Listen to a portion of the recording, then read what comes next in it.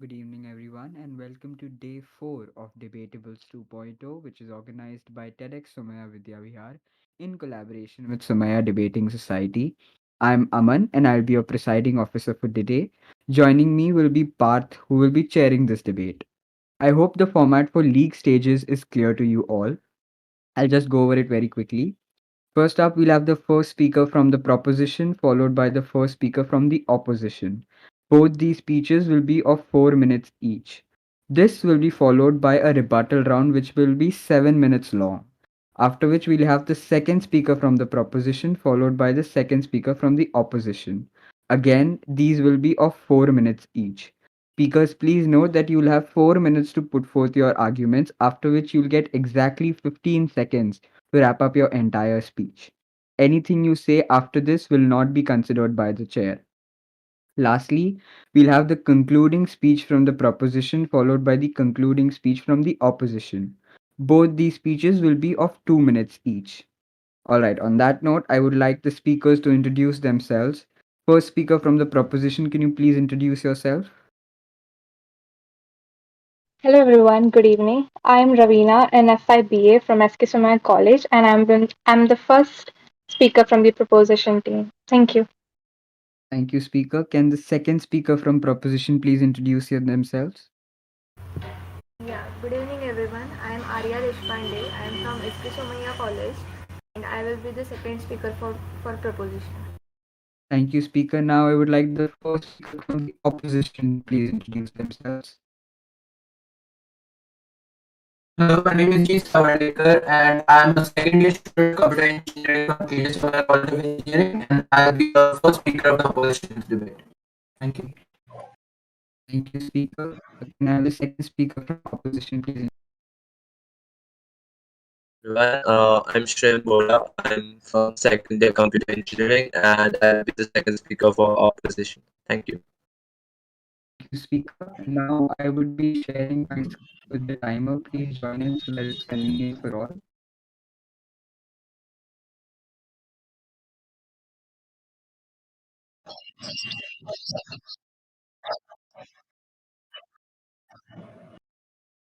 I'm facing some On network my side issues as as well. well. Yeah. We change the channel to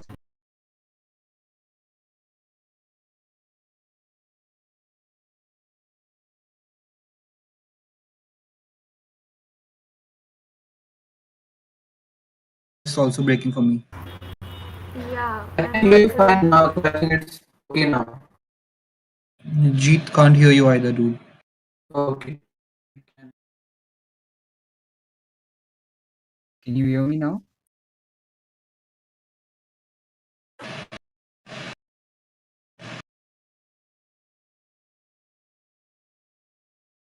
at all. It's quite Yeah, I can't yeah. hear Shrev either, so I think it's a problem. Um, can we just take this debate over Google Meet then? Because everyone's having problems with the server. I'll create a link and I'll send it. Just a minute. Uh, can we switch the channel and check if we can move room 5 or 6 with the go?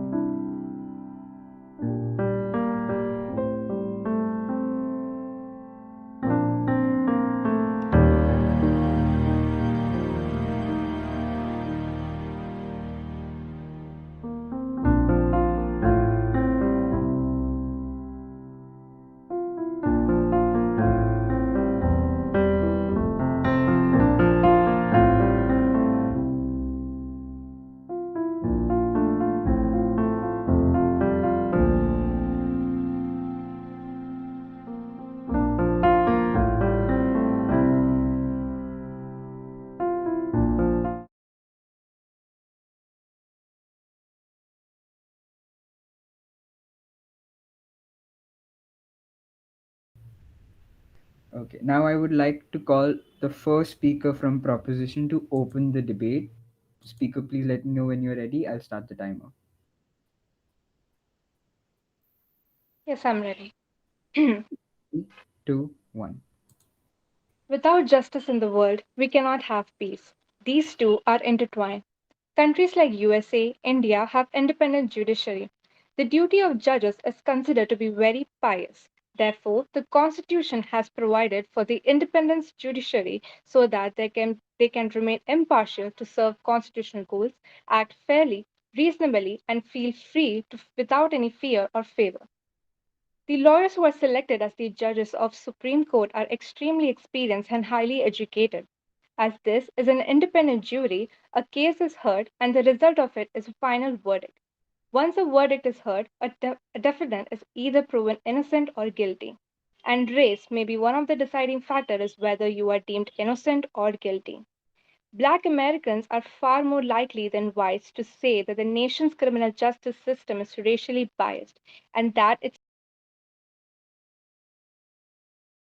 In recent Pew Research Center survey, around 9 in 10 black adults, around 87% said the blacks are generally treated less fairly by the criminal justice system than white.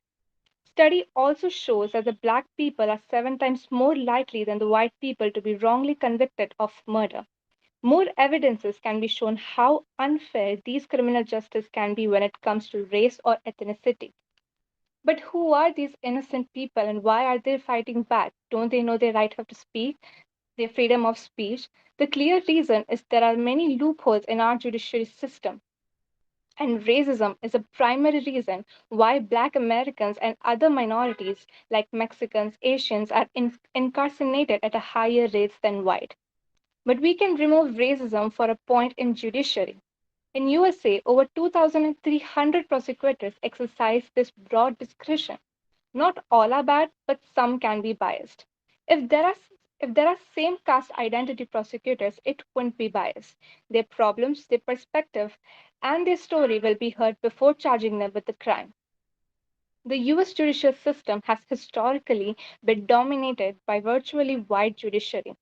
Having judges who represent the diversity of the nation is very important for justice, but it is not have been achieved yet. Today, more members of minority groups serve as judges, but they are still vastly outnumbered minority group members. Minority group members make it up to 20% of federal judges, the jurists who comprise the district judge, circuit courts, and Supreme Court of the US. There are even more less diversity in the state judiciary system. The main impediment to increase the number of minority judges is not because of lack of qualified minority lawyers, but it is because of lack of equal opportunities. As keeping same minority belong judge to the same minority defendant, it will increase the representation of minorities as judges. Not only that, it will decrease the biased decision in court, but it will also protect the guilty verdict if the defendant is innocent. And thus, racial diversity is must in judiciary. And that's how I conclude my speech. And I also support for the defendant should be adjudicated by a judge of same identity. Thank you. Thank you, speaker. Now I would like to call the first speaker from opposition to put their case forward. Speaker, please let me know when you're ready. I'll start the timer.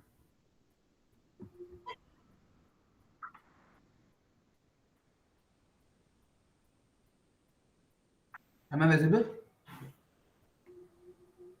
Okay, yeah, I'm ready. Okay, 3, 2, 1. I'm going to speak strongly against a motion that the House would require criminal cases in which the defendant is an ethnic or religious minority to be adjudicated by a member of the same identity. What is the use of a judiciary in the country? Why does a judiciary exist? To give fair and just judgments. Yes, it is very true. And as many facts and figures were quoted by the first speaker of the proposition, that yes, there racism does exist in the judiciary. Yes, people of color are often discriminated against. But the solution to this is not what has been suggested in the motion. And I'll give you some examples to prove this. Let me take you back to 1920s when the Minto Morley reforms were enacted in India, which caused Muslims to have separate electorates. Separation. This is what this motion will do. If this is done, what had happened back in 1920s was that a homogeneous community of Hindus and Muslims together in India was separated, and this further led to the partition. And this, having judges of the same ethnicity judge people of the same ethnicity as theirs, would create a division in society. A homogeneous society would be divided. This is my first point, that it would create division.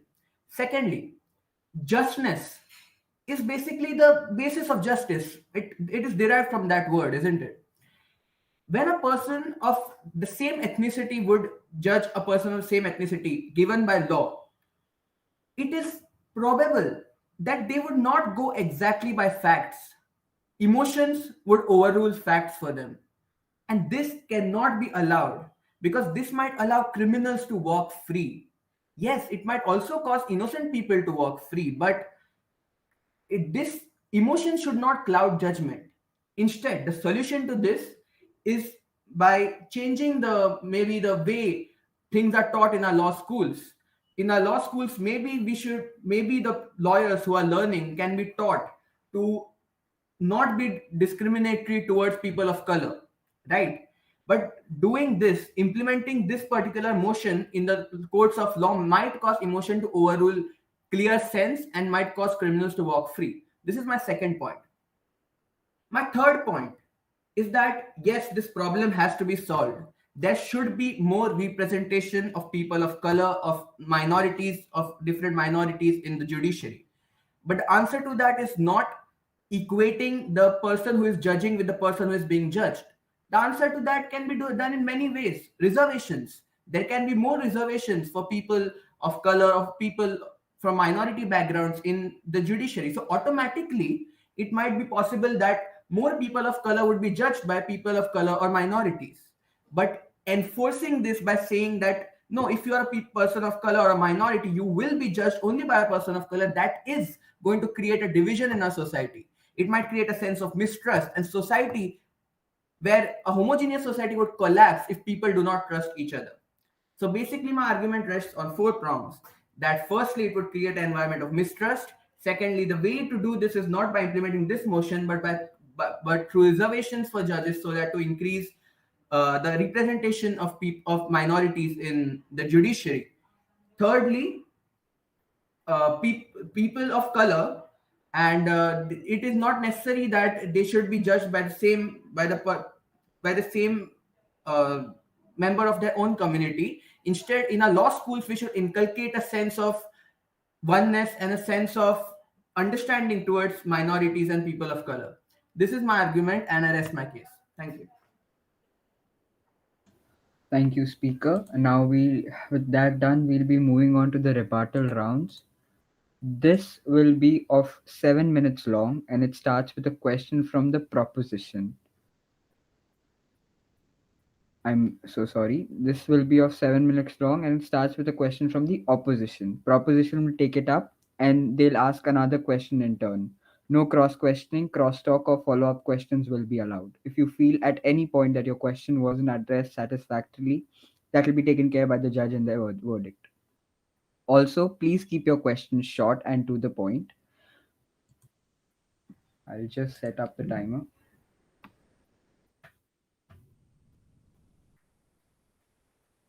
Opposition, please let me know when you're ready. I'll start the timer. You would be going ahead with the first question. Yeah, I would like to ask the first question that don't you think that implementing this motion can allow emotions to cloud pure logic in terms of the judgment given by the judges and cause criminals to walk free? Well, not at all. The emotions doesn't come here. The if the white judges are there, the white judges who are racist, I mean, if they have racism in their mind, so their emotions can come. They can, frame murder. They can convict those innocent, and they can frame them. It's not about emotions, but if there is a black judge who's judging a black defendant, then they can understand that what have they have been going through, and with evidences and with other case, and they could I would just say that if there are white judges who have racism in their mind, and if they feel, if they have this, hatred towards the black people, then what, if they have hatred towards black people, then they let him frame him for that murder that he did not commit it, he's not guilty for it.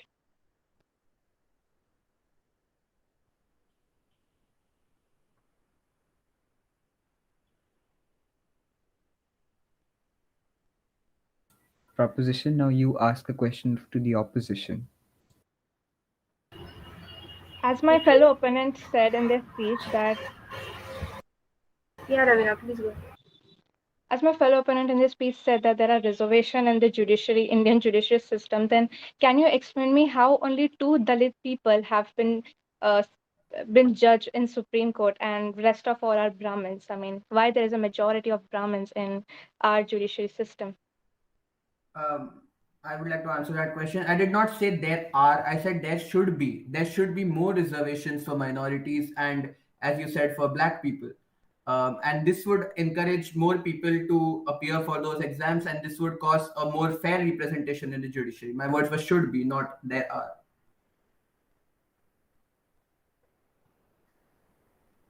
Yeah, that is all from my side. Opposition, please ask the question to the proposition. Okay. So I think you talked about how a person might have racism in his mind and they might just end up convicting a person falsely. But considering that most cases have their basis on fact and it should be followed to the letter of the law, don't you think a person wouldn't be actually able to convict a person falsely just because they might have certain misgivings or certain mistrusts? If there are any proper evidence for that, if, sorry, I'll just repeat. So no, don't no, you no, no, think no, I got the question. So I was saying that what if there are, very few evidences against that defendant, and just because to close the case, there are sometimes, the court does this, just to close the case, the police, they just frame a murder, and that's what they do, and that's what the problem is about this, the racism in our judiciary system.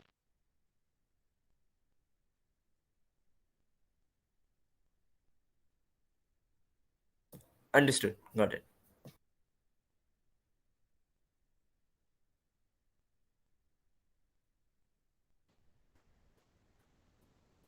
I have Prop. no questions. Okay. Opposition, do you have a question to the proposition? Yeah, I Yes. would ask. Yeah. Proposition, please go ahead. Yeah, one point of reservation for minorities in judiciary system is raised by my opposition. But don't you think it would create more division in the society, as it is going to create right now in other sectors? I would like to answer that question, but according to the opposition, the motion that you are supporting would create even more of it because their people who are already judges would they would be bifurcated. Like black people would have to judge black people, minorities would have to judge minorities. What reservations would do is that they would ensure a uniform representation. More and more people of minorities and people of color would be able to join the judiciary, and they can also judge people, white people or people who are in the majority. So it would create a more equitable system rather than the motion, which would create a more biased system and would create more division in society. Yeah, that's all from my side.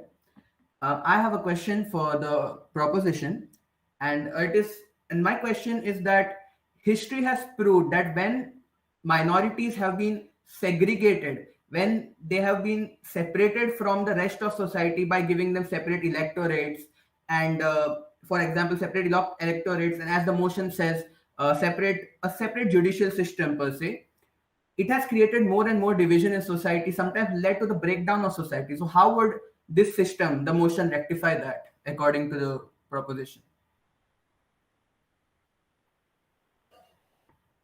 When these minorities are given chance, they make sure that they help other minorities who are facing the same problems, the problems they faced before. because of racism. And when you give them a chance in judiciary system, they will make sure that they will help other minorities who, are brought into court with, a fake framing or something, then they will help them. And that will decrease crimes, I guess, and also framing of crimes.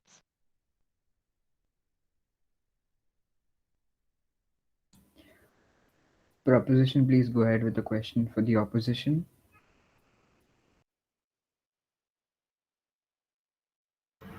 No, we don't have any question. Opposition, do you have a question for the proposition? Yeah, we are done with the questions. All right, thank you, speaker.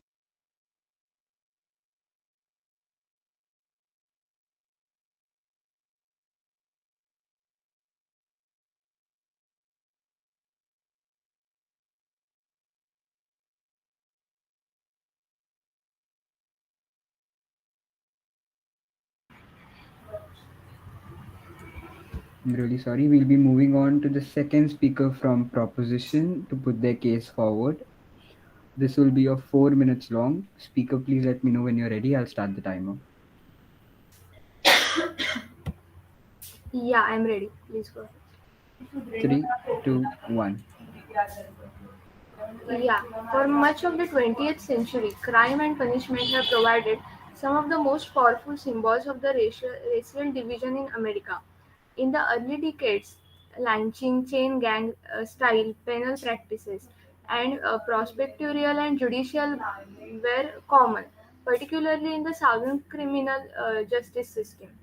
Throughout the United States, racial minorities were generally tried by all-white judiciaries in all-white courtrooms, as was the case, for example, in the 1931 Scottsboro rape trial. This was one of the famous trials. And one more example I would like to give, in 1910, African Americans, who were about 11% in the US population, were 31% of the prison population. African Americans accounted for 405 of the 455 of executions for rape between 1930 and 1972. Sentencing laws were discriminatory, with the harshest sanction given to blacks who victimized whites. The police were also instrumental in racial violence by actively participating in, encouraging, or failing to restrain mobs. Over much of the last century, Police investigated or participated in race riots in cities nationwide, and police behavior encouraged hostilities towards and violence in the minority communities.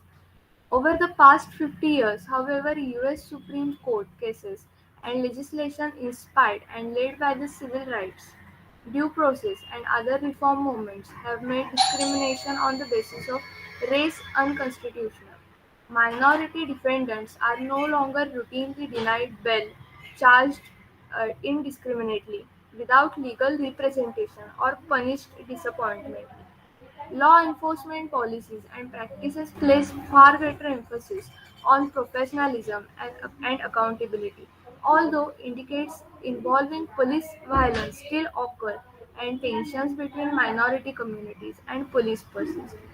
Although over discrimination has diminished in the criminal justice system over recent decades, at the beginning of the 21st century, we continue to grapple with the perception of and the reality of unfairness in our justice system. Racial and ethnic disparities persist in crime and criminal justice in the United States.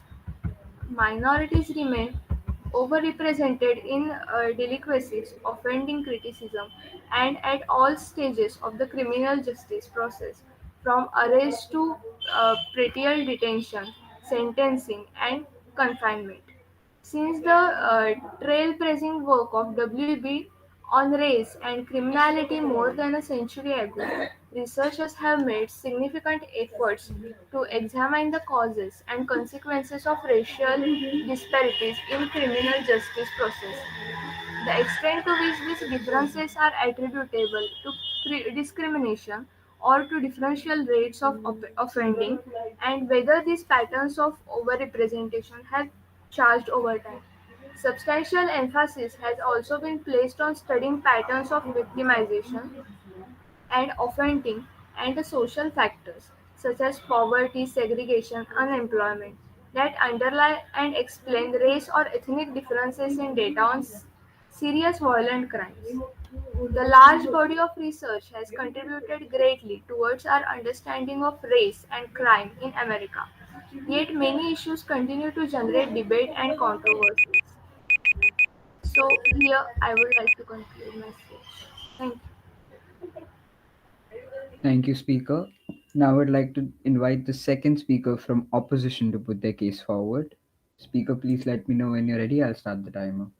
Just give me 10 seconds. Okay.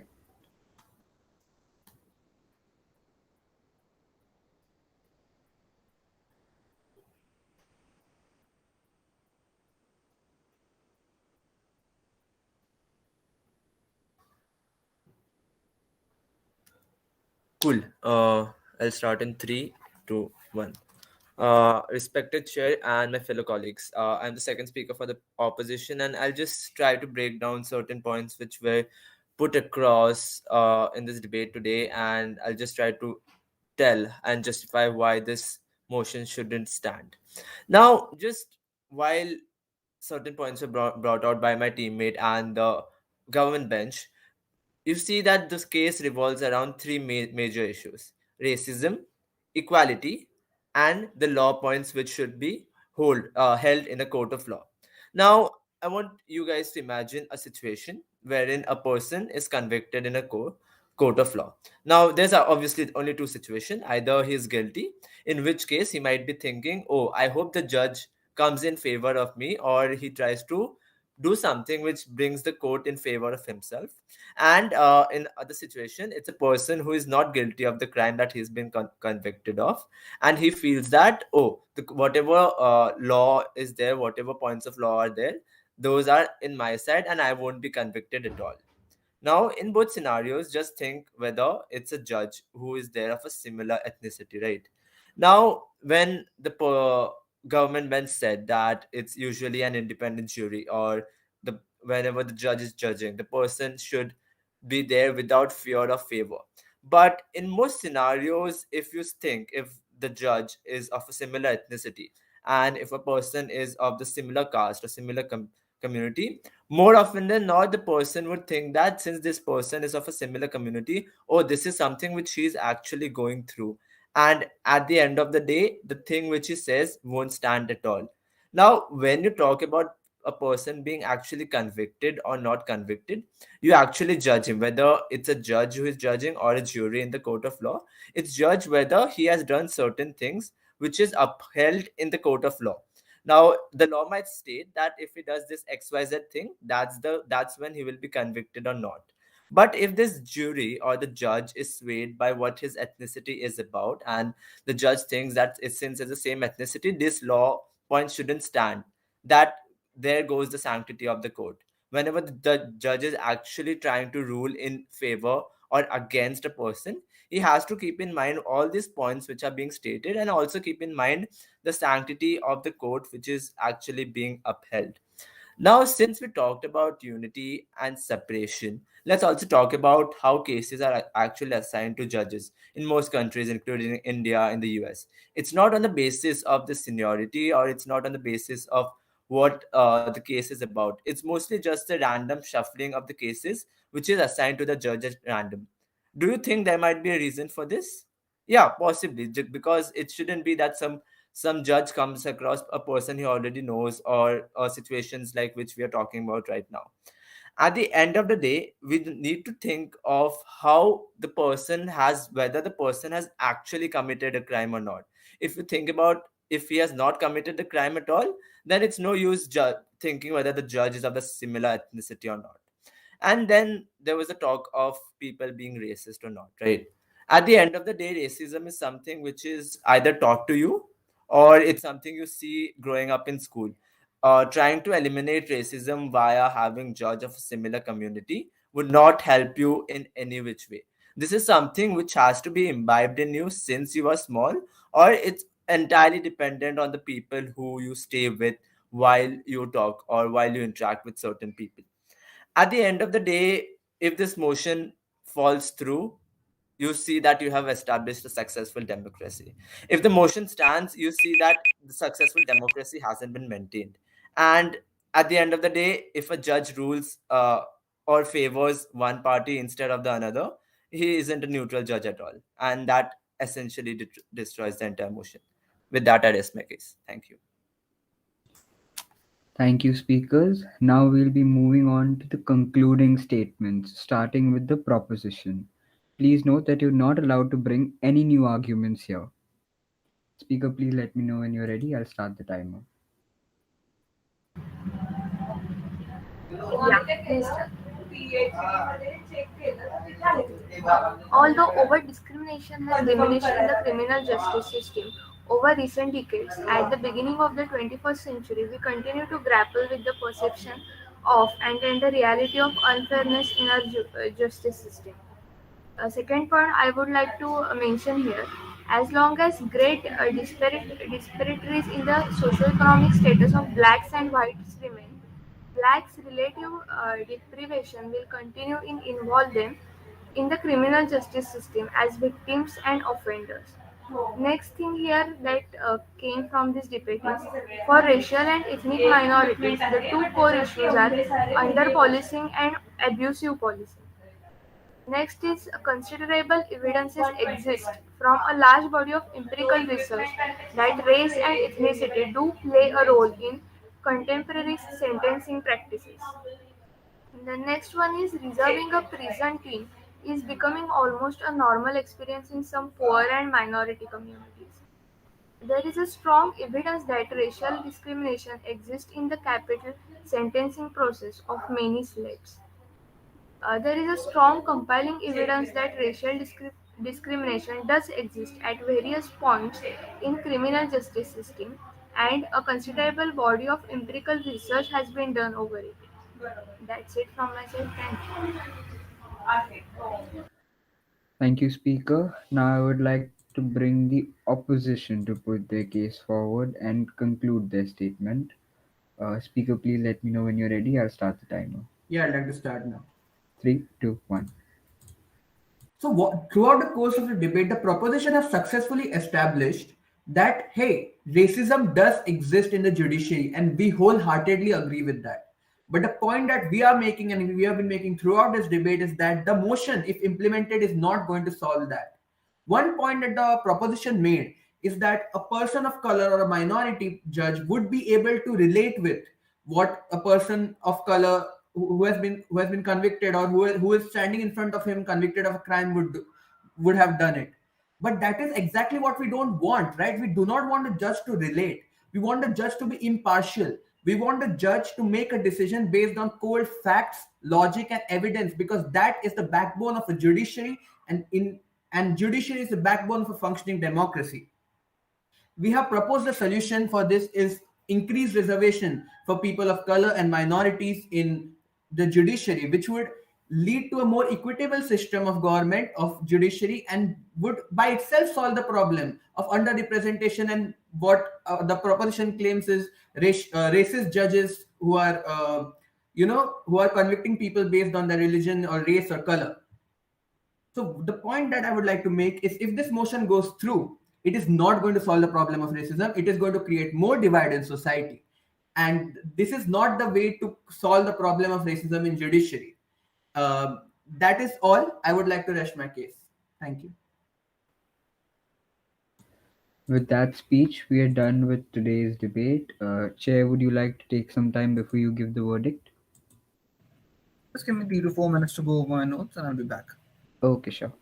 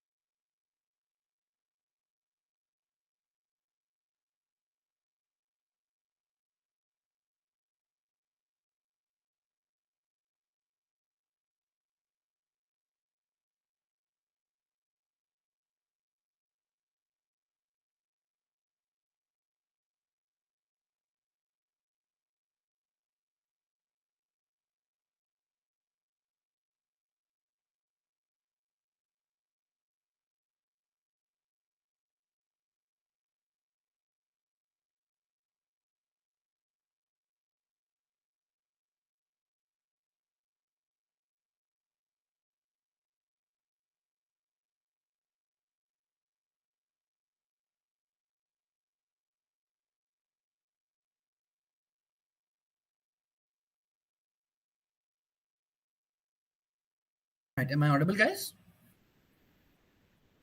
Yes, you are. Yes.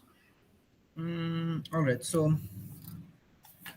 this is how I'm going to structure my overall adjudication. First, I'm going to talk about what the contribution from both sides were and where exactly was it were the trines law, no, where exactly the major point of clashes lied, and which side took those major points of clashes, and then I'm going to analyze like as to what exactly this debate could have been in terms of constructors given, and towards the end, I'd like to talk about what exactly went amiss in both of these cases.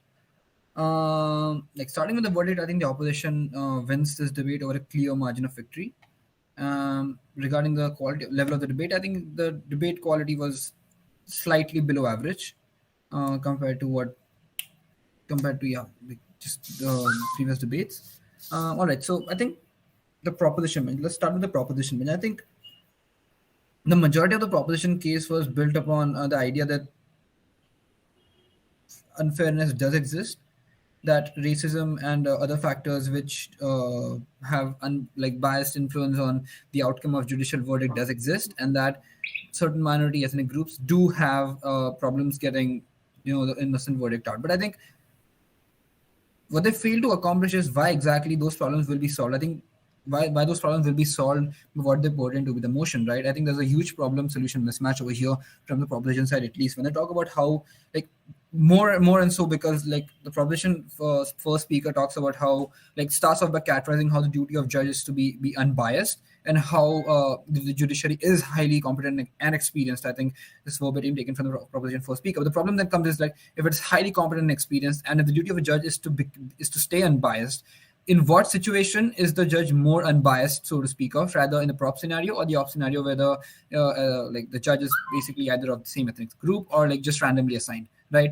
And I think in this case, the opposition bench gives me a lot of arguments as to so as to suggest that why exactly the workings of the judiciary system is not just like structurally important to be impartial, but also like unfairness is going to be much less retained in their case where the judges are randomly assigned. I think with regards to contribution, the major reasons that I get from their side is to say that this is going to lead to some sort of segregation in society, which is to say that there's going to be a lot of division in society based on what these judges verdict be and how these verdicts are going to be analyzed. I think so as to I'm feeling a little bit on the off side over here, but I think even without majorly this point went sort of without rebuttal from the prop side. But I think the opposition could have added over here talking about how this just paints a picture of the judiciary where it is not really trusted by the members of society, because the judiciary is the one level of government, just one pillar of democracy, which has to be trusted by the people in order for it to in order for the democracy to be fair, right?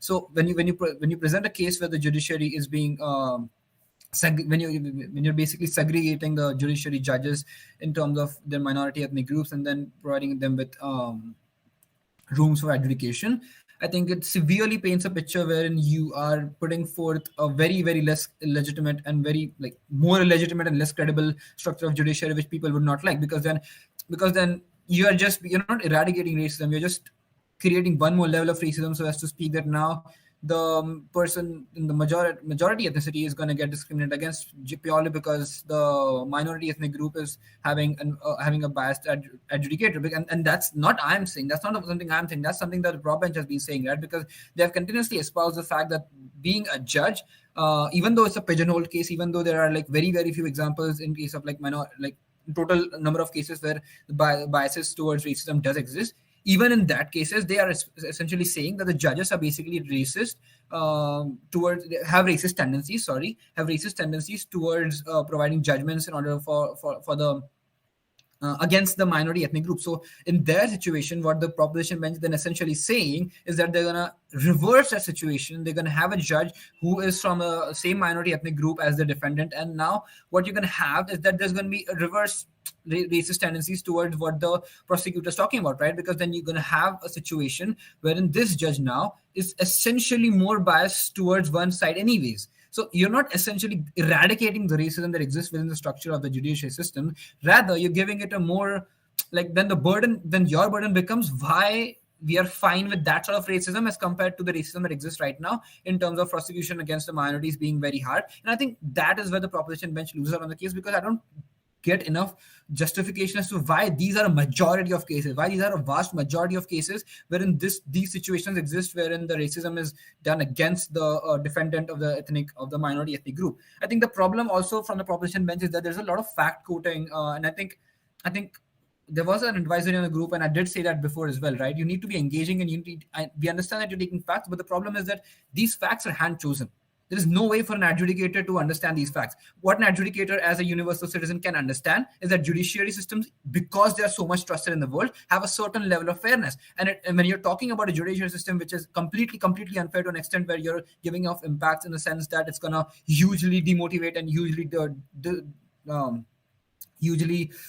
discriminate against the minority group, you need to give me specific kind of reasons and justification why this happens in a majority of the case, and why you're not just pigeonholing let's say 1 out of a 10,000 situation case, and because then that becomes the basis for your overturning of the cases, right? I think the majority of the contribution that I get from the proposition bench is in the first speakers talking about how that judges should represent diversity, and I agree. Like, I think not just me, I think the opposition bench agrees to this as well, that there needs to be some sort of diversity. There needs to be some sort of equitable distribution of opportunities in the judicial forums. But I think, again, like as I said, there's a huge problem solution mismatch in what the proposition is trying to do. Identifying that racism, or identifying that there is not equitable opportunities in the judicial system, does not mean that you're going to get that problem solved by having by having minority ethnic judges adjudicating minority ethnic defendants. I think even if they are, you need to provide me with enough justification rather than giving me a lot of examples, rather than giving me examples essentially which are like 50, 60 years old, right? You need to give me proper justification as to why this problem is going to get solved by improving the giving adjudication to these people, right? I think in terms of constructives, the reason can solely be that you guys are fine. You guys are fine with the reverse racism existing as long as the minority groups are being represented. You're fine with you're completely fine with reverse racist tendencies being there in the judicial system. But then you have to explicitly talk about them. You have to explicitly draw comparatives as to what exactly are the harms versus benefits case in your situation. You can talk about that in numbers. You can talk about that in urgency of the matter. You can talk about setting up precedents, right? You can talk about setting up a judicial structure which is basically not monolithic, right? It's a huge structure. You're going to have not just 1 or 2 countries, but like all democracies we're talking about over here, right? In all nations which have judiciaries. So you're talking about a structure which is not monolithic, but you're going to be setting up precedents for this to not have happened again. Also, you can even time limit this, for example, to say that just to have certain precedents, you're going to do this, and then maybe till after a set threshold has been reached wherein the judicial system is fine with not being there's a metric of fairness being accorded to it, they can stop it. I mean, there's certain justifications that really need to come out from the proposition bench, but I think the majority of the prop case was, again, as I said, based on the facts which were taken from internet. So I think, as I said before as well, facts and examples don't renew the case at all. They're merely tools to strengthen your case. But I think having a lack of clear burden, having a lack of clear impacts as to how to reach that burden is the majority of the reason why the proposition loses out. Opposition does not, again, do a great job at this. The majority of the argumentation is either A, how this is going to create a division in society, or B, that there's going to be sort of the competition on the metric of emotion versus justice being put over here. I think the proposition and opposition, both benches really needed to sort over this argument, and this should have probably been the main clash in the argument as to where exactly is justice and where exactly is emotion, because I think both sides have both those things in their houses, right? Because as opposition says that you're going to have more emotions ruling when you have adjudicators of minority ethnic groups judging these defendants of minority ethnic groups. And I think the proposition can just as well go on and say that no, we are fine with that emotion, because that emotion purely exists only as a counter to what the fallacies of the judicial system are. And I think the biggest reason why this would go on to actually become a good case is if the proposition provides me enough justification and enough characterization in the very first 2 minutes of the speech, talking about where exactly these structural fallacies of judicial systems lie. For example, you can talk about how judges get implemented. You can talk about how judges get promotions, right? You can, for example, in India or in the United States, you can talk about how judges, Supreme Court judges are selected based upon inclinations of the current government, or B, promotions, like promotion of juniors by their seniors. So basically saying that a Brahmin is always going to promote a Brahmin. So you need to break that structure. You need to characterize me properly as to what these judicial systems looks like in the current world, right? And that is why we're giving you so much time, because you need to research what exactly the judicial system looks like, and where are the fallacies in that judicial system as a general rule, and why these fallacies need to be addressed. And I think this is where the proposition case could have gotten really interesting, because when you talk about like fallacies existing, like selective selective selective selective base, I'm so sorry for that, but selection of judges based on their like caste or political inclinations is something that will reduce this. That's the, like, you can identify that as the main reason why these things exist, and therefore go on from there and talk about how this solution is going to fix all of that. I think that would have been a much more interesting case on the proposition side. But as it stands, the major contributions from, I just like outline it in terms of what were there. I think they engaged by talking about how judges have to necessarily rely more on facts and emotions, and proposition was saying that the emotion exists in a lot of cases. So I think obviously, like, basis of facts wins over that. They talked about how segregation of society will lead to division of societal tendencies, and I think that went unrebutted by the proposition. I think the opposition's, what else? What else? What else? Yeah, they give a counter proposal of talking about how reservation is something that can solve the problem. I think also that was not engaged by the proposition side, whereas the opposition did engage majorly in the second speaker and the reply speaker towards the proposition side, saying that in both the scenarios bias exists, but the prop case bias exists because of ethnicity, and in the op case bias exists because of a very low minority of people having no basis for facts to rely upon, therefore giving off a judgment which could have racist tendencies. So I think that was a primary clash won by the opposition in terms of engagement. Similarly, and again, like, the last point from opposition was how impartiality has to be the basis of this, and how they go on to prove that impartiality of the judicial system is essentially important, not just for letting innocents not get to jail, but also as a image of the judicial system as somebody who can enforce laws properly without being by a civil system. Yeah, I'm so sorry that verdict was too long, but yeah, that's the end of the verdict. Do you guys have any questions? Prop side? No questions. Thank you.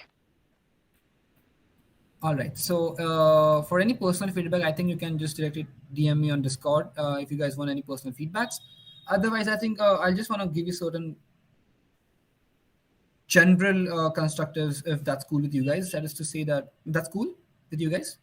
I think all four members should be like improving on this. I think proposition bench, you need to be a bit more clear. For example, you need to tell me what the world looks like right now. You can go on and talk about, as I said, judicial system and its fallacies. Second, you need to be like clarify these are our stakeholders. This is what we are trying to prove. This is how we are going to prove it. Then give out arguments. Say, okay, these are our arguments. The arguments produce so and so impact, ABC impact. I think that clarity is something that could really help you guys out, even in like just framing your case as a general rule. Other than that, I think research needs to be done rather than on the basis of like facts. Rather than that, I think research needs to be done on what are the like important wordings in the motion, and what these wordings like mean in the general sense of the word. Like, for example, in this motion, like some of the wordings, like let's say, what exactly is adjudication, how exact, like, because adjudication is an important case here, what exactly is adjudication done. You can talk about that. You can maybe research on how exactly criminal cases are fought. You can research on the kind of procedural flaws that exist in police investigations. You can bring them to light. I think just try to research more on the rationale rather than trying to bring up facts. Other than that, I think general engagement from both sides seems to be lacking a little bit. But yeah, I think with experience, you guys will improve on that. So wouldn't bore you guys a bit more than that now. So yeah, that's all from my side. Thank you so much. Thank you, Chair. That was a great debate. Thank you. Congratulations to all the winners. Have a good night. Thank you, Parth. Great debate, guys. Thank you so much. Thank you, guys. Bye bye. Congratulations to the winner. Good job, guys. Thank you, Chair.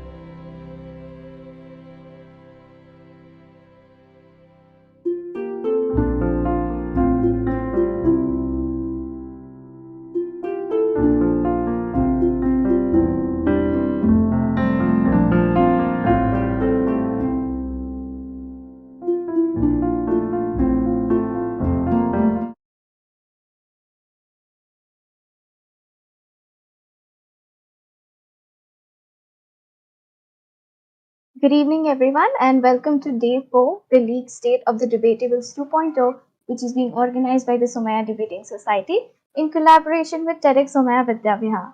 I'm Madhura Kale, and I'll be your presiding officer, and Shubham will be chairing this debate.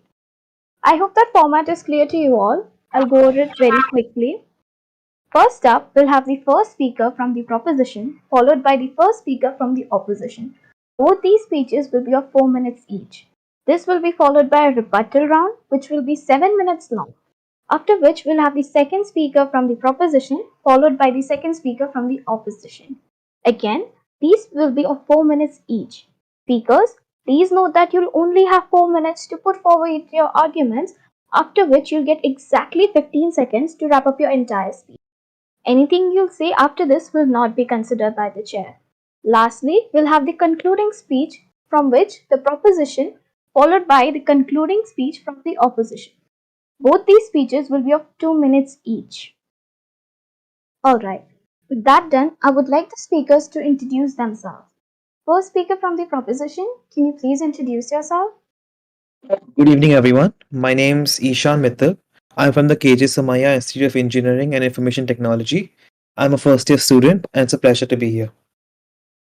Thank you, speaker. Can we have the second speaker from the proposition to introduce themselves, please? Yeah, good evening. I'm Kaushalesh Mishra. I was a part of Insert in 1720 part-time MBA. Thank you. Thank you, speaker. Can we have the first speaker from the opposition to introduce themselves, please? Good evening, one and all present here. I am Krishna Mallar. I am from first year KJ Somaiya College of Engineering. It's a pleasure to be here. Thank you, speaker. Can we have the second speaker from the opposition to introduce themselves, please? Good evening, Chair, and everyone present over here. Myself, Yash Gandhi, and I'm from KJ Somaiya Arts and Commerce, FY BCom. Thank you, speaker. Alright, so with that, we'll begin. So I'll just share my timer with you guys so it will be easier to keep the track of your speeches. I request everyone to join the live.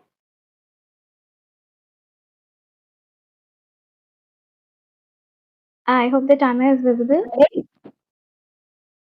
Yeah, you can start.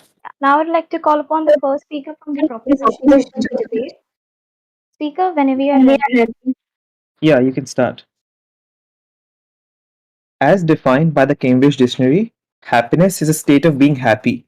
It's an emotional state characterized by feelings of joy, satisfaction, contentment, and fulfillment. Good evening. Today, me, Ishan, along with my partner Kaushlesh, will argue for the motion as to why this House prefers the social norm of being primarily responsible for your own pursuit of happiness to the one being primarily responsible for the happiness of others. My argument is based upon 2 points. Firstly, how individual happiness is more important in a person's life and how individuals themselves are responsible for it. And secondly, how personal happiness is so much more important than trying to appease others and being responsible for the happiness of others. Importance of individual happiness. Science and studies have proven how individual happiness not only reduces stress and health problems, but also makes you more productive and creative. Being responsible for your own happiness and not being dependent upon others for your happiness would mean you could experience all the benefits of happiness without having to rely on anyone. Though I agree we must never try to intentionally hurt someone else, we should always pursue our happiness over trying to pursue happiness for other people, as I don't think an unhappy person can bring forth true happiness in others. The social norm of prioritizing the pursuit for your happiness over being responsible for happiness of others is preferred by this House due to the independence and mobility it grants an individual. The cons of being responsible for happiness of others and how comparatively it's a worse idea. Being responsible for the happiness of others, in turn, means people are responsible for your happiness too. However, that's a dangerous notion because human beings are very complicated beings with mixture of thousands of emotions. And though selflessness and kindness are some of the emotions, so is greed, jealousy, and anger. With history as my witness, human society is judgmental and unforgiving. Allowing this society to influence and be responsible for your personal happiness is a dangerous notion, considering what they're capable of. Excuse me. Other people cannot be responsible for individual happiness because our society lacks acceptance. It cannot truly see others happy unless it's happy itself and unless it's thriving upon itself. Happiness is an inside job. We shouldn't assign anyone else so much power over our lives because being happy is a very personal thing. It really has nothing to do with anyone else. Happiness is found when you stop comparing yourselves to others. So how can you expect a society to be responsible for your happiness, especially the one which is so judgmental and fickle-minded? Mahatma Gandhi has stated that the key to happiness is knowing you have the power to choose what to accept and what to let go. Thank you. Thank you, speaker. Now I have to call upon the first speaker from the opposition to put their case forward. Speaker, whenever you are ready. Good afternoon, good evening to one and all present here. Today, I and my partner Yash are going to oppose the topic. The House prefer a social norm of being primarily responsible for your own pursuit of happiness to one being primarily responsible for the happiness of others. I would like to start my debate with a simple quote. The beauty of life does not depend upon how happy you are, but how happy others can be because of you.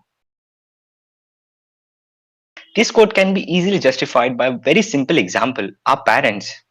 We all know very well how much our parents sacrifice for us just to see a smile on our face. Our father works day and night for the happiness of his family. When he doesn't buy good clothes and things for himself but buys them for his family, what does this mean? Only one thing, he gets happiness from it by making his own family happy. Even a mother works every day for happiness of her family. I don't see anything wrong in this, but my opponent just gave a speech on ways to become selfish and making it clear that whatever parents did for us in so many years was just wrong and they shouldn't have put us in front of their happiness. And I completely disagree with him. Making someone happy only makes us more happier.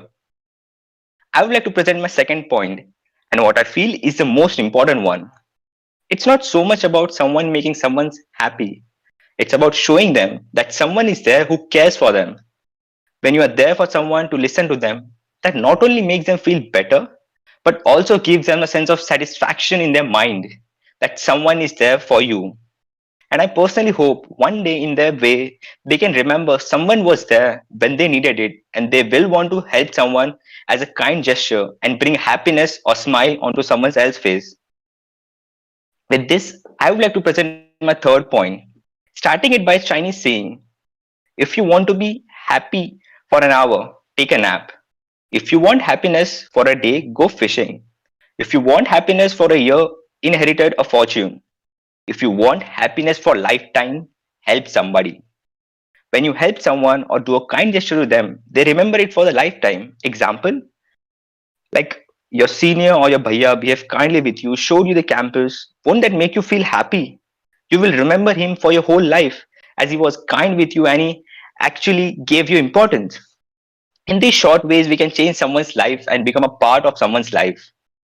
I would like to present my third point, making someone's happy doesn't always mean doing a lot of things for them, but a small good deed can make someone's day.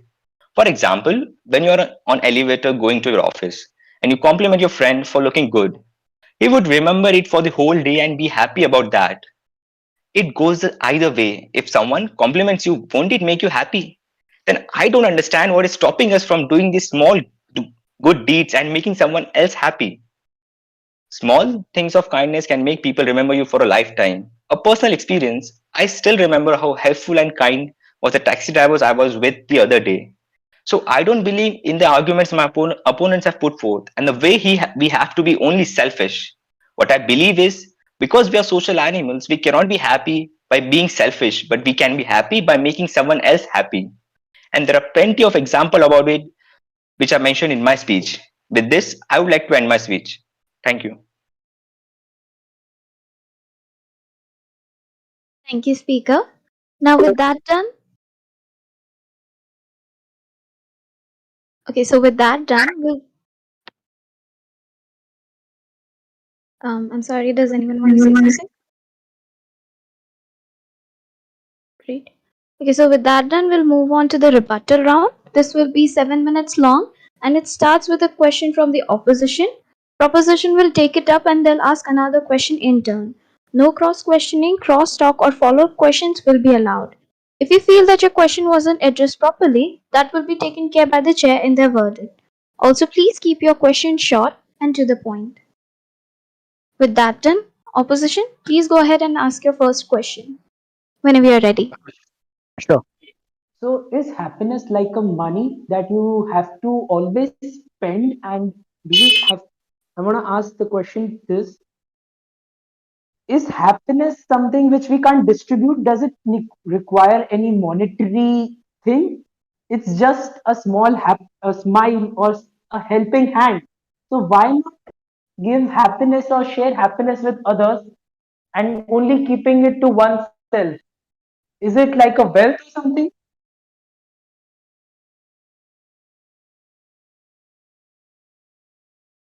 As you Hi. recall, okay, go ahead, go ahead. Yeah. Go, Ishan. Okay. As you recall, the topic is prioritizing. We are not talking about not sharing love or not helping others. We're talking about how prioritizing our self love, our happiness over the happiness of others. Now, Kaushlesh could add more further to it, but our main point of the debate, main argument, the proportion we put forth is prioritizing self and then helping others, then spreading the joy, then spreading the happiness. That's basically what our argument is about. Yeah, so my point is very simple. We are living in a winter season.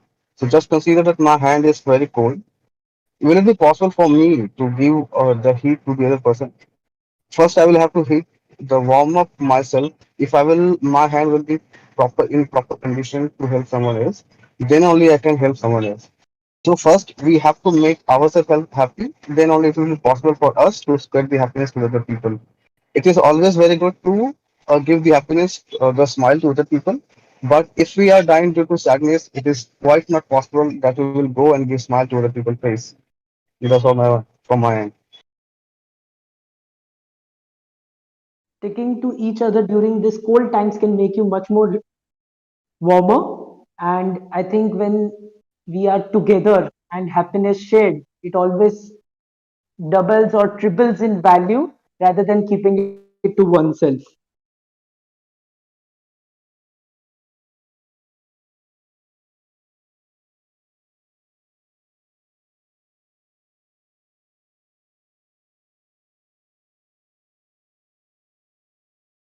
Cross questioning, don't it?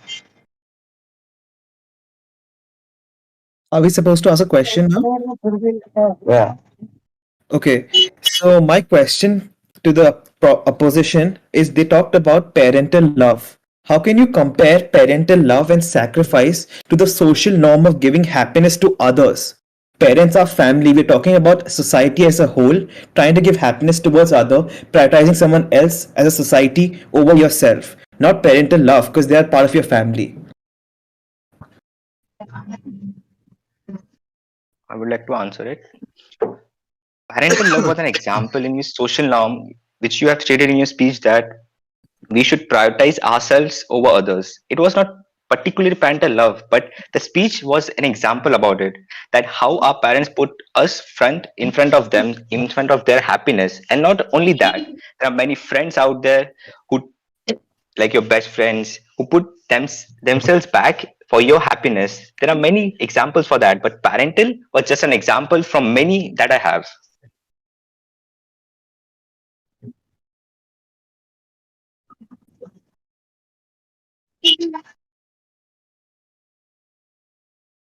So I would like to ask a question to the proposition.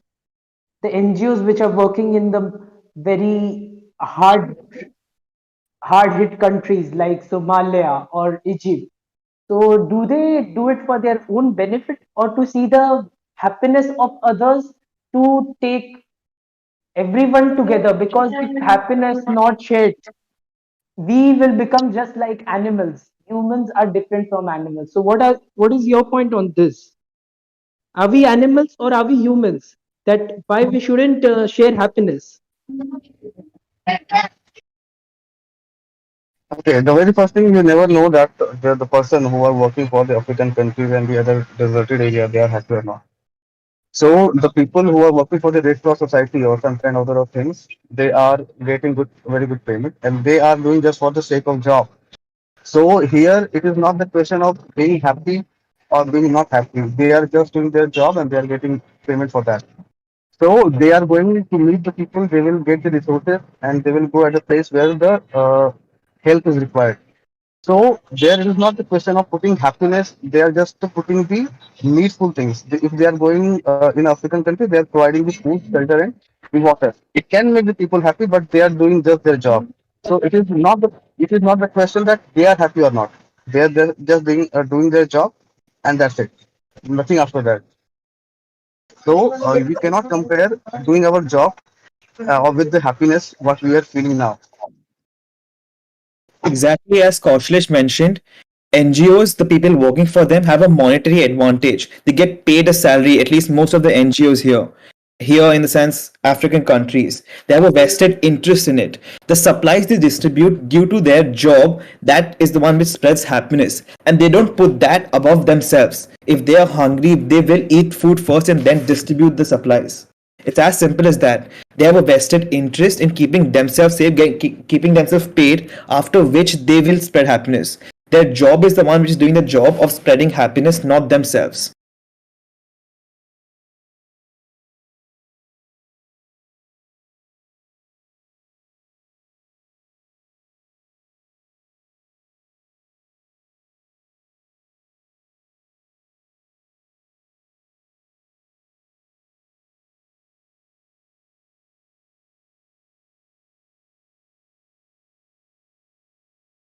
Do you guys have any more questions? Yeah, just give us a sec.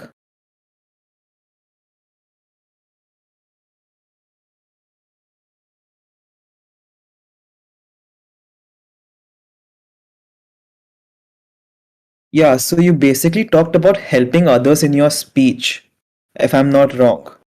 My question to you is, humans' basic instinct is survival. You'll never put someone else's happiness above your own survival and instinct. So how do you expect a social norm which decrees that you're supposed to put others' happiness before yourself?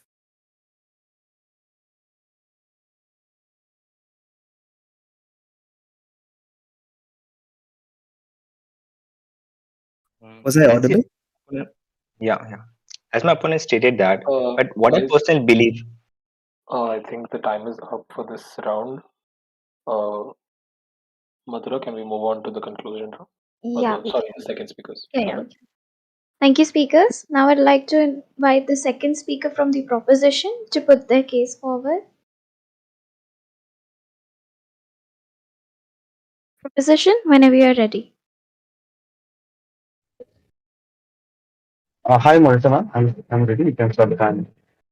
So, the great poet and scholar Kalidas has said, Sharir Madhyam Sarva Dharma Sadhanam. It simply states that if you are in a proper form of your body and mind, then only you would be able to perform other important things.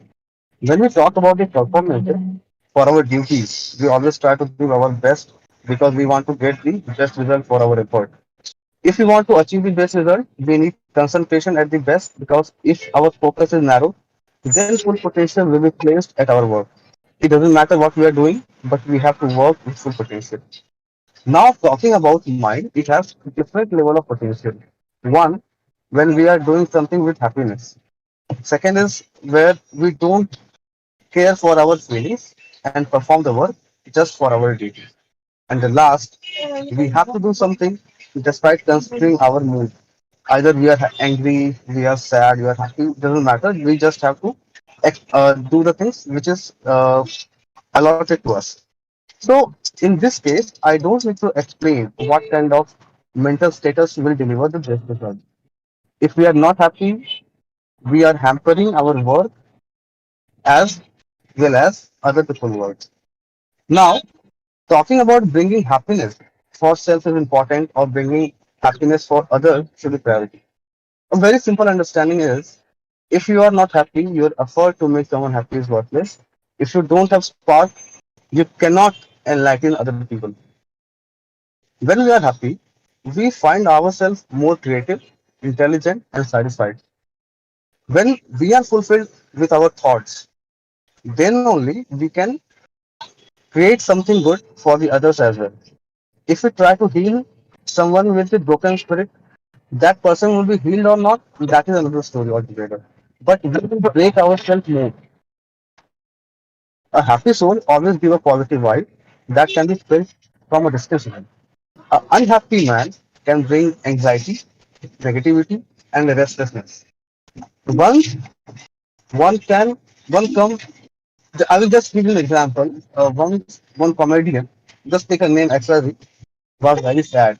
It was his duty that he was doing shows, and he was a very good comedian. People loves him a lot. But from within, he was alone and sad. So he tried his level best to spread happiness, but his performance was going down every day. He decided to meet a psychiatrist. When he met the psychiatrist, he suggested him to meet the comedian XYZ. He started crying and told the psychiatrist that I am that comedian. It shows you can try to please people while you're unhappy. Definitely you can try. But in the process, you are hurting yourself more. So be happy first, then try to make people happy.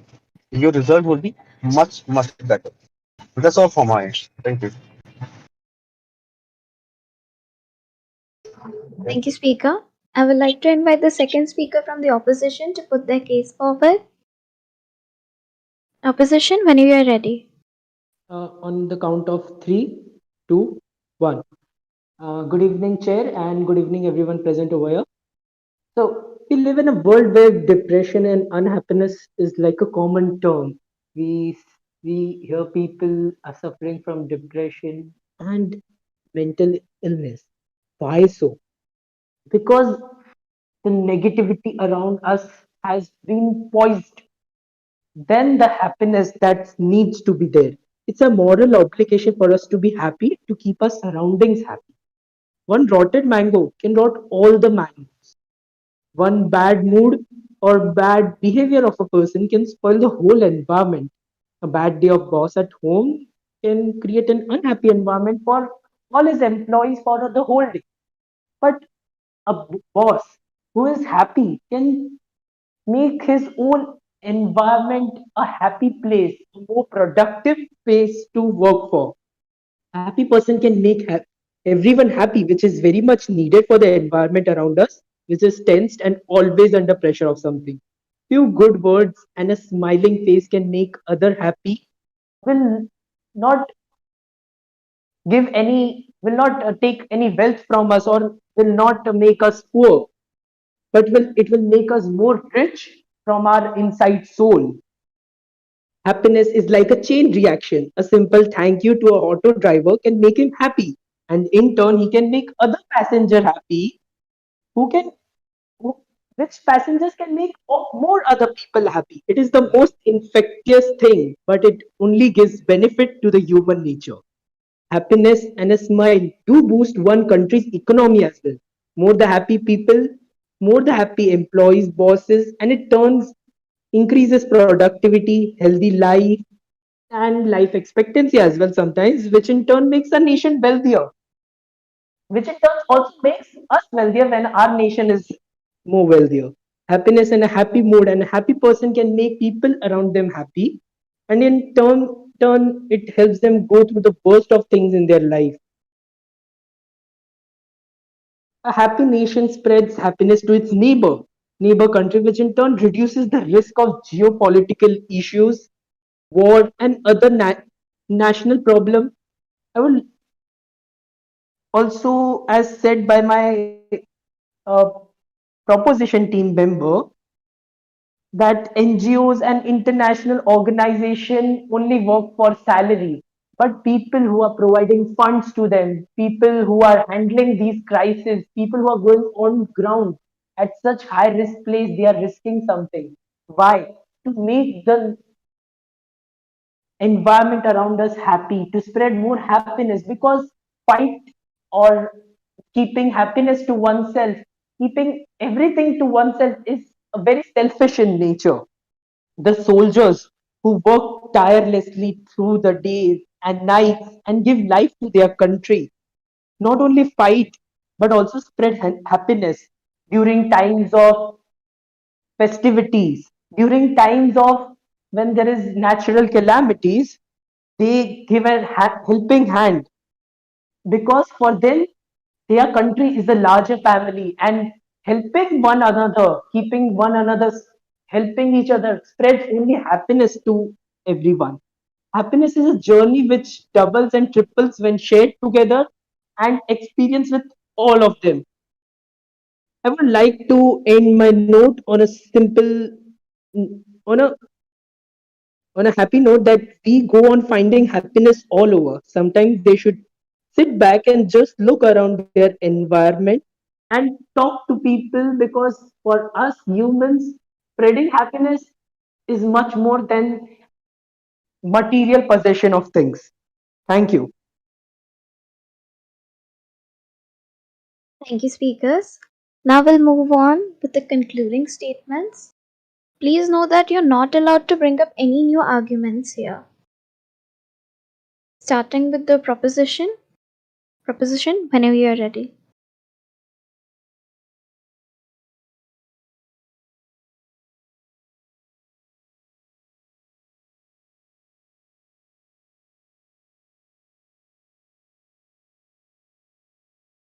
Proposition, are you here?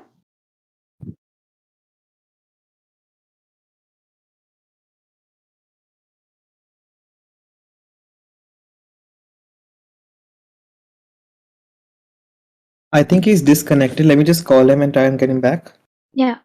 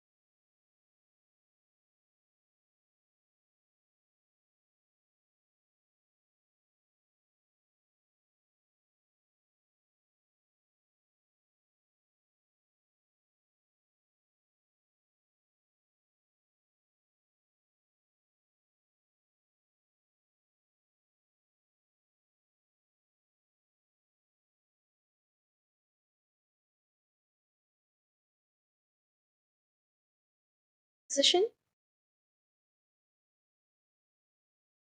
Yeah, he's trying to reconnect. If he doesn't reconnect, then he'll try on the speakerphone and he'll read the conclusion out. I'm sorry for Yeah, the please. bad thing. Sorry.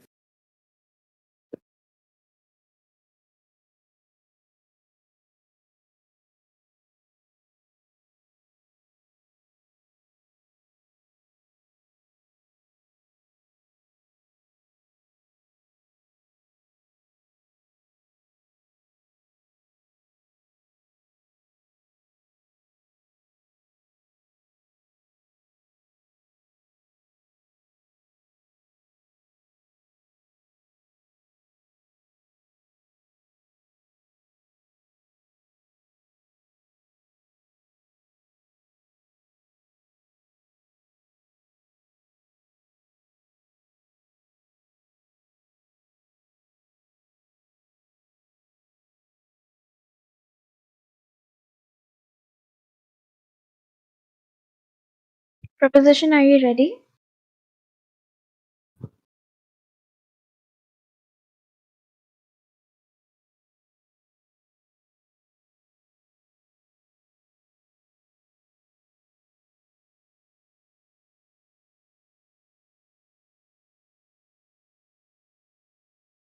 Just give me 2 seconds. I'm calling.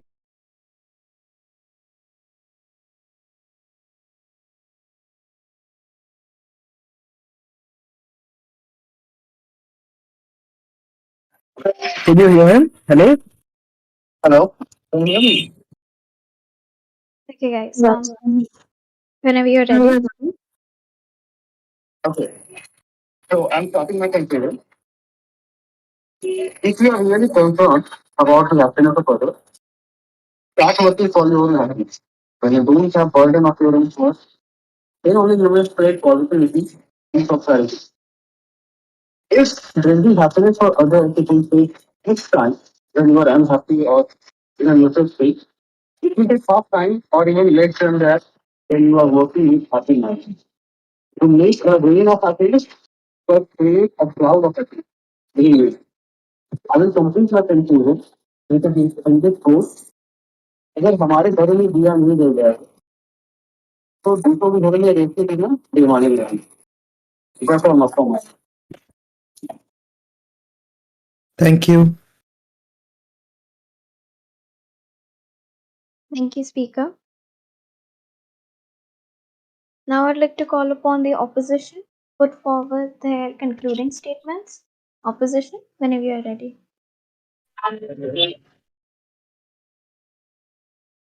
The opponent team have stated several inaccurate arguments. Firstly, the first affirmative speaker said, many studies in past and recent time have said that we should prioritize ourselves. But many great institutions, including Harvard, Princeton, the study have stated that the best way to be happy is to make others happy.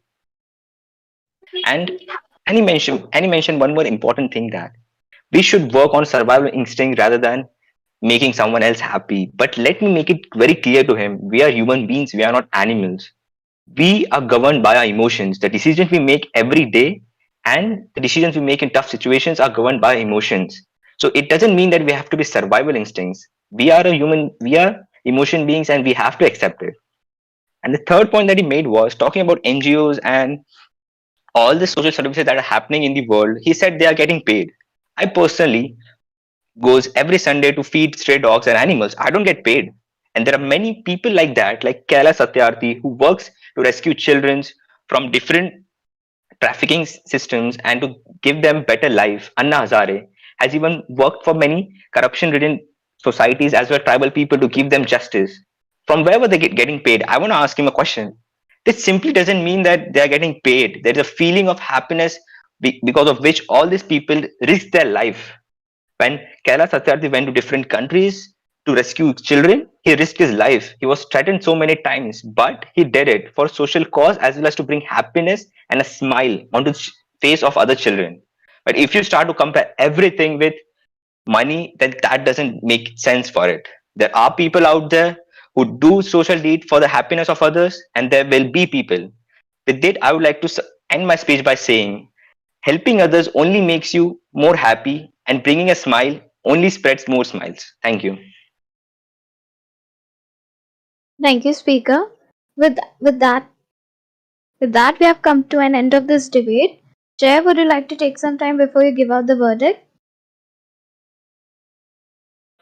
It's all right. I'll just right. So I hope I'm audible. Both the houses. At any point of time, if I disconnect, just let me know in the chat. I will try to fix my connection. So the structure of my OA is going to be as follows. Firstly, I'll just give some general comments, then my verdict, and then finally the justification for my verdict. A bit of general comments then, right? Uh, Guys, this was a THP motion of you being primary responsible for either your pursuit of happiness or the happiness of others, right? At no point of time does the motion establish that you will achieve this happiness either for yourself or for others. So this debate was about what you should pursue, irrespective of what the outcome is, or irrespective of the knowledge of whether you'll be successful in that pursuit. From that point, I don't think either of the houses fulfilled that burden. I don't think any of you were talking about the pursuit of happiness, but rather about, which kind of happiness is more important.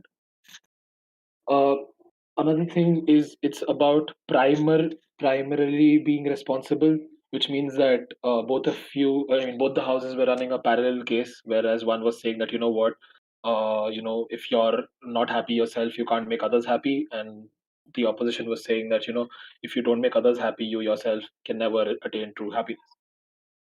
Right? The problem with both those lines of argumentation largely is that both of them are it's a black and white argument. You're choosing one or the other. That's not how this motion was supposed to be dealt with. It's about what is the primary responsibility for you to pursue, right? At that point in time, I think it was a below average debate because the burdens weren't completed by either house. So I have to very objectively judge you on what you did give me in the debate. And based on what you did give me, I think opposition takes this debate. Uh, Now I'll give the justification for it. The arguments coming from team proposition, I'll just repeat my verdict again. The team opposition wins this debate. Anyways, justification. Uh, in team proposition, I get three key arguments. Firstly, they tell me that, if you uh, value your personal happiness more, you would be more productive and creative. Now, when you're making such kind of assertions, it's your burden to go ahead and mechanize to me why I will be more creative if I'm pursuing my own happiness. Then your second argumentation is that there is lesser dependence on everybody else. That is to say, you do not go ahead and look for society and people's validations to accrue happiness, which I think is a fairly okay argument. Was fairly mechanized also. Then your third argumentation is that society lacks acceptance and society isn't a good place for you to go ahead and seek this kind of happiness or accrue this kind of happiness. Again, that's largely an assertion. I do not think that's true, but even if it is true, you have to go ahead and prove to me the reasonings for it. You can't just make a blanket statement and expect me to believe it, right? This was primarily the case coming from both the proposition speakers. In contrast to that, this is the case that comes from opposition speakers. Firstly, they talk to me about parents' sacrifice and all that. I think that argumentation gets really taken down when the proposition speaker comes and clearly says that parents' love isn't the societal norm or any metric for you to go ahead and be primarily responsible for because that's family, right? So I think that argument gets taken down fairly comfortably by proposition. Anyways, opposition's second argument is that there is some kind of karma in place wherein if you go ahead and help people out or you go ahead and kind of give value to society, people will remember you. And the mechanism they give me is that this is much more this is a world where you collect people's goodwill. This is a world where you collect people's best wishes, and this is a world where there is an interchange of help in within the community, right?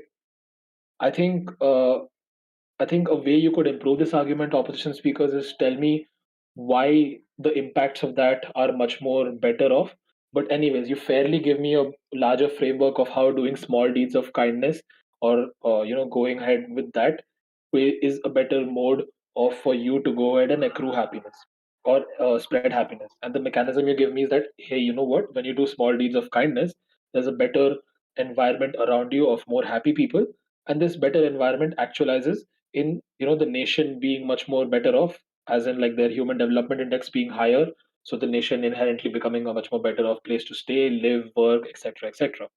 I think I buy that line of argumentation as a constructive, way better than propositions lines of arguments. Again, both these arguments are not valid for what the motion was supposed to be, but objectively speaking, I think opposition lines of argumentation is a bit more stronger.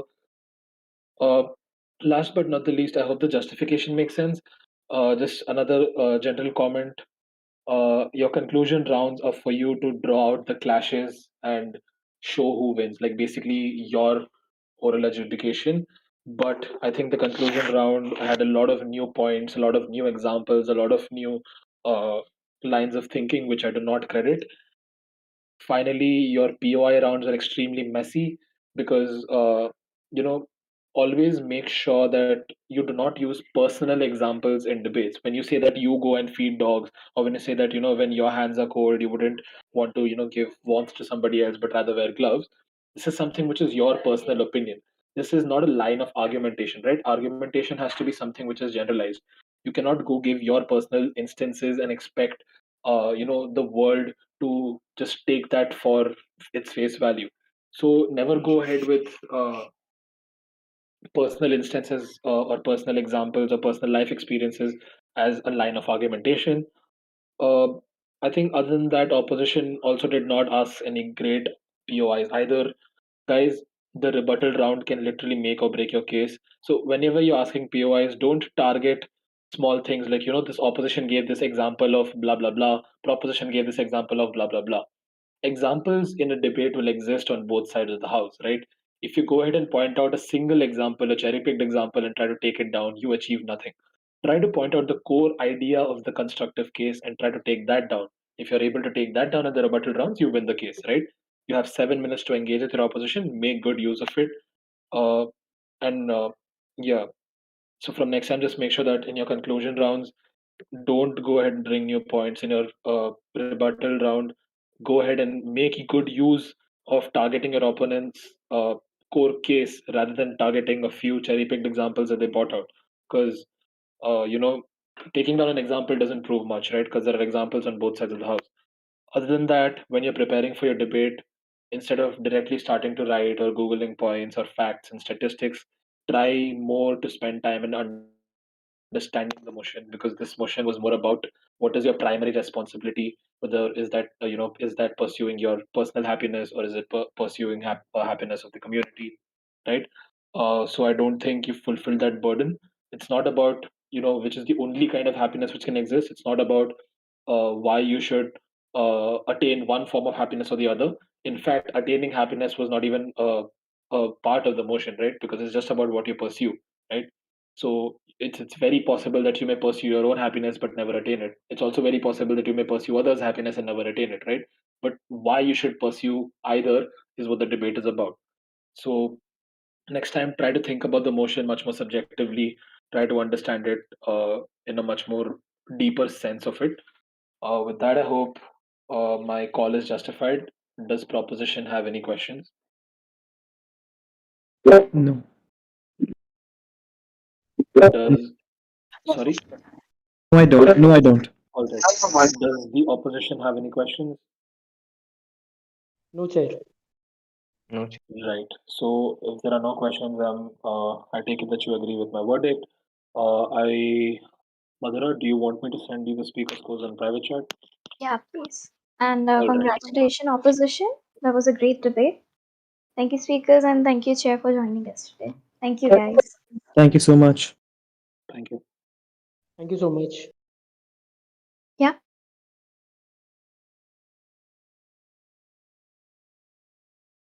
What am I supposed to do?